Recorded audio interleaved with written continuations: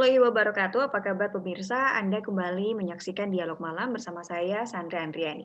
Pemirsa, pemerintah mengeluarkan aturan terkait pemerintah daerah dan sekolah negeri terkait soal seragam beratribut agama.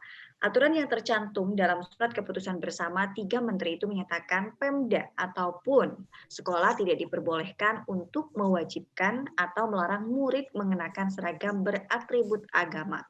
SKP tersebut ditandatangani oleh Menteri Pendidikan dan Kebudayaan yaitu Bapak Nadiem Makarim, Menteri Dalam Negeri Tito Karnavian, dan Menteri Agama Yakut Khalil Qoumas. Namun ternyata SKB ini malah menimbulkan pro dan kontra. Dan pada malam hari ini kita akan membahasnya bersama dengan 2 narasumber yang sudah hadir, yakni yang pertama ada Bapak Haji Sobirin, Kepala Kemendak Kota Bekasi. Saya akan sapa dulu. Selamat malam. Assalamualaikum Pak Sobirin. Waalaikumsalam warahmatullahi wabarakatuh. Selamat malam pemirsa semua dan juga Mbak Sandra. Selamat malam, Mbak. Selamat malam. Bagaimana kabarnya Pak? Sehat? Alhamdulillah sehat walafiat. Mudah-mudahan seterusnya sehat. Semoga selalu sehat.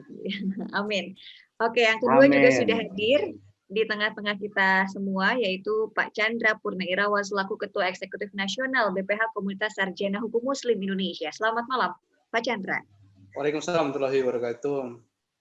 Bagaimana kabarnya Pak Chandra? Sehat?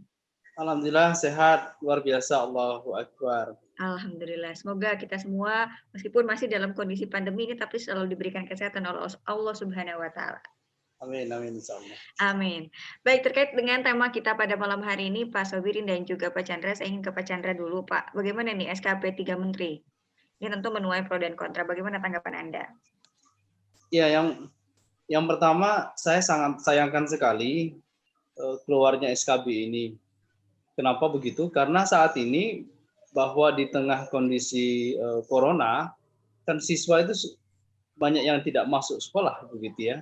Semuanya menggunakan media video begitu ya, ataupun media yang lainnya. Artinya tidak tatap muka, tetapi yang kemudian yang diurusi adalah terkait masalah masalah pakaian. Nah, ini saya pikir sangat disayangkan. Kenapa tidak difikirkan bagaimana menambah kuota mungkin begitu ya, siswa yang kemudian kesulitan untuk belajar menggunakan media online. Saya pikir lebih positif ke arah sana, atau mungkin menemukan terobosan-terobosan lain begitu ya dibandingkan mengeluarkan SKB 3 Menteri itu. Yang pertama. Yang kedua, bahwa di SKB ini sangat disayangkan sekali bahwa di daerah itu ada yang disebut dengan otonomi daerah.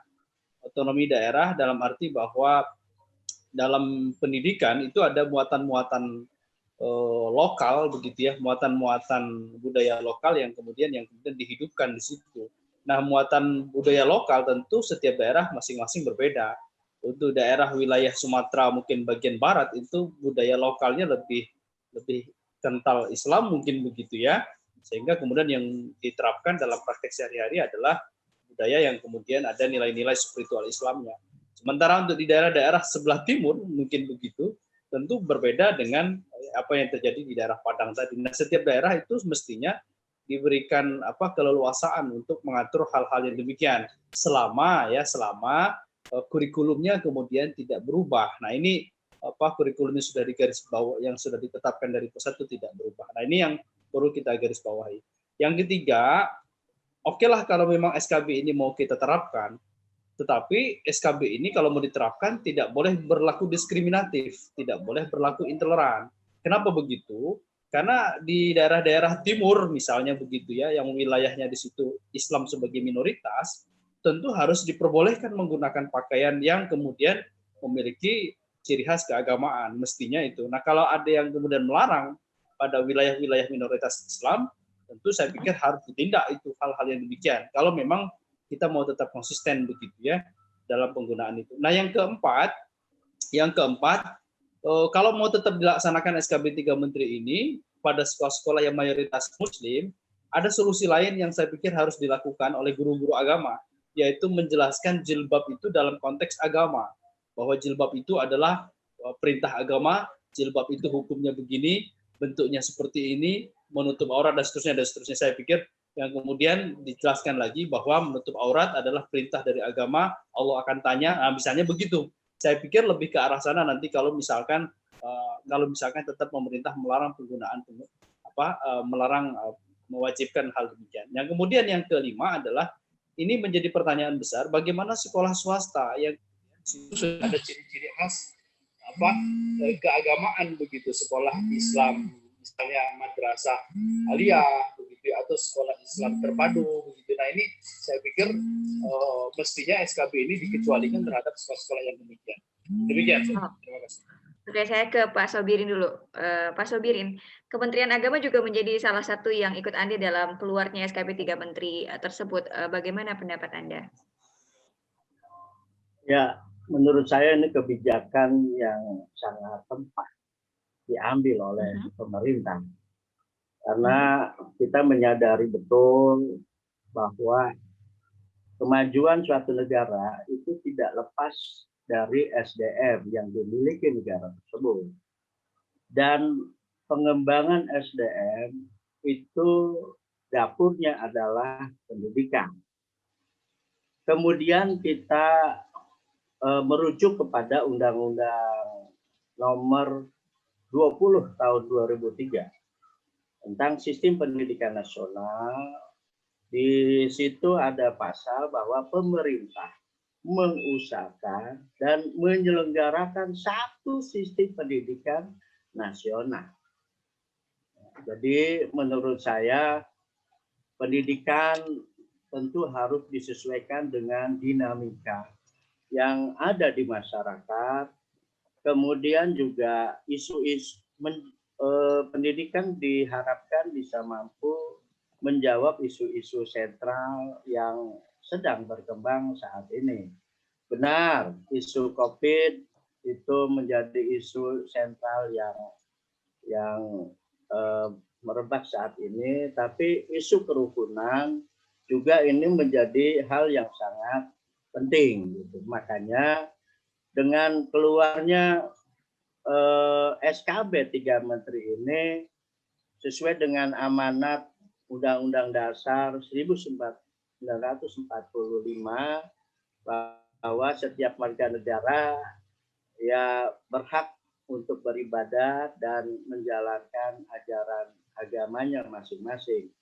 Makanya ketika di dunia pendidikan masih ada unsur paksaan, larangan, ya yang sesungguhnya itu bukan nilai yang substantif dari agama.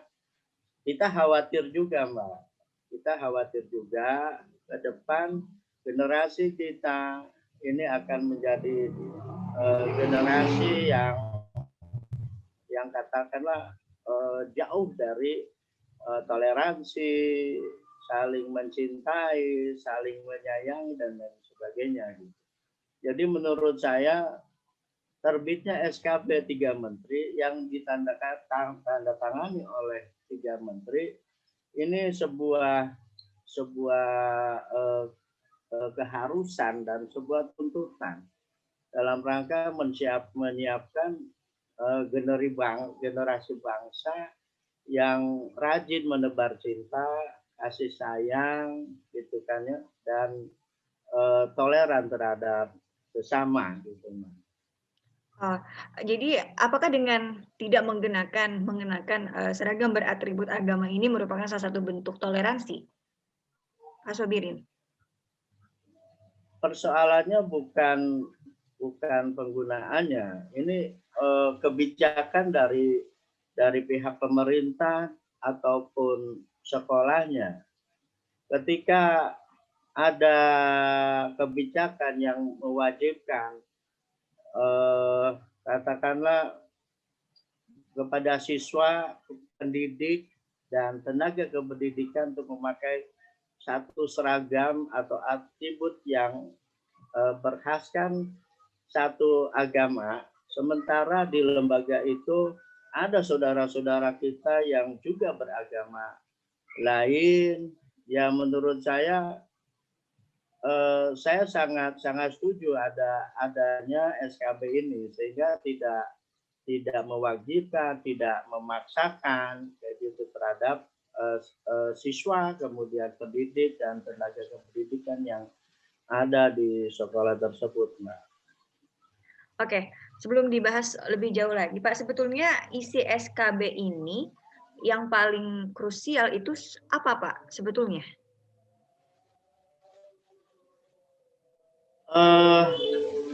Kita kan tahu, Mbak, ada kasus-kasus yang terjadi di masyarakat kita.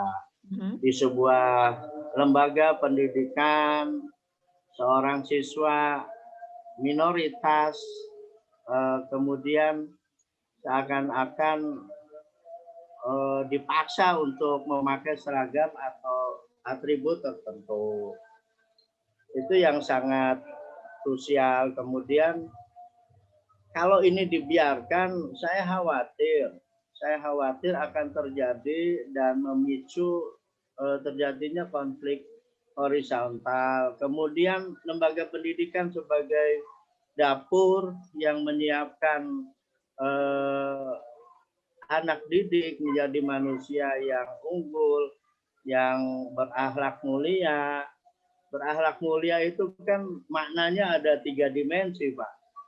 Di dimensi yang pertama, bagaimana si anak ini bisa memiliki hablum minallah, hubungan dengan Tuhan Yang Maha Esa, kemudian dengan sesama manusia, kan kayak gitu, Pak. Nah, ini harus ditanamkan. Saya sepakat, Mbak, bahwa cinta terhadap sesama itu harus mulai ditanam benihnya di dunia pendidikan, bahkan di lingkungan pendidikan usia dini. Lingkungan usia dini. Intinya jangan lagi ada pemaksaan ataupun larangan terhadap persoalan seragam dan atribut yang memang tidak sesuai dengan keyakinan siswa itu sendiri, Mbak. Oke. Menurut saya gitu, Mbak. Oke, saya mau ke Pak Chandra lagi. Pak Chandra, Menek juga menyebutkan lahirnya SKB 3 Menteri ini juga merupakan salah satu upaya untuk mencari titik persamaan dari berbagai perbedaan yang ada di masyarakat ini. Menurut Anda seperti apa? Tadi juga seperti yang sudah dijelaskan oleh Pak Sogiri juga untuk melatih toleransi kita sebagai umat beragama. Iya, yang saya sayangkan tuh kenapa SKB 3 Menteri itu muncul pada saat isu yang di Padang, yang yang dugaan minoritas menggunakan kerudung begitu ya. Kenapa dari situ momentumnya, itu yang saya sayangkan. Kenapa momentumnya tidak pada saat kejadian minoritas Muslim yang dilarang menggunakan itu. Nah, itu mestinya dari situ momentumnya yang di wilayah Indonesia Timur. Saya tidak tahu ya, saya kadang agak sesak napas saya kalau kenapa momentumnya selalu yang kemudian agak sedikit menyudutkan dalam tanda petik terhadap komunitas Muslim. Mestinya momentumnya dari kejadian di Indonesia Timur mestinya begitu. Itu yang pertama perlu kita garis bawahi. Yang kedua, saya sepakat tidak boleh dipaksa terhadap yang bukan Muslim. Saya sepakat itu. Ya. Tapi kalau misalkan yang non Muslim itu tidak dipaksa dan memakai secara sukarela, saya pikir harus dibiarkan. Gitu. Dan itu sudah dikeluarkan pernyataan dan bantahan dari pihak non Muslim bahwa kami sukarela akan begitu. Nah, ini perlu digarisbawahi. Ya. Kemudian yang ketiga, saya pikir terhadap Muslim mesti dipaksa, muslimah mesti dipaksa ya, karena itu kewajiban. Sholat saja itu dipaksa oleh Allah. Kalau nggak dipaksa oleh Allah ya tentu saja nanti harus diancam. Kalau nggak masuk neraka kan begitu. Kalau dipaksa itu adalah dinilai jelek, gitu ya. Saya pikir negara tidak perlu memaksa orang untuk pakai helm di jalan raya, tidak perlu memaksa orang harus berhenti di lampu merah, tidak perlu memaksa harus di lampu hijau harus berjalan, tidak perlu memaksa harus bayar pajak dan seterusnya. Kalau paksaan itu dianggap sebuah keburukan, nah ini perlu kita garis bawahi. Kemudian yang keempat, saya sayangkan sekali kenapa narasinya adalah selalu toleransi, intoleran begitu. Seolah-olah bahwa Muslim itu tidak intoleran, seolah-olah Muslim itu radikal. Nah ini saya pikir yang sangat disayangkan sekali begitu. Jadi ini yang perlu kita garis. Perlu diingat bahwa di dalam Undang-Undang Dasar Negara kita 45 itu ditegaskan bahwa Indonesia itu berdasarkan ketuhanan yang Maha Esa, kan begitu. Berdasarkan ketuhanan yang Maha Esa, berdasarkan ketuhanan begitu ya. Berarti kalau berdasarkan kepada ketuhanan, tentu individu-individunya harus taat pada Tuhan. Untuk taat pada Tuhan dari mana? Berarti dari kitabnya, kan begitu saya pikir. Nah ini saya pikir logikanya kita, kalau semuanya bermain pada retorika dan logika, semua orang pasti saya pikir punya pendapat dan gagasan masing-masing. Saya pikir demikian. Oke, Pak Chandra dan Pak Sobirin, kita akan lanjutkan kembali perbincangan kita pada malam hari ini, tapi kita harus jeda dulu sesaat, jadi jangan kemana-mana, tetap di Dialog Malam.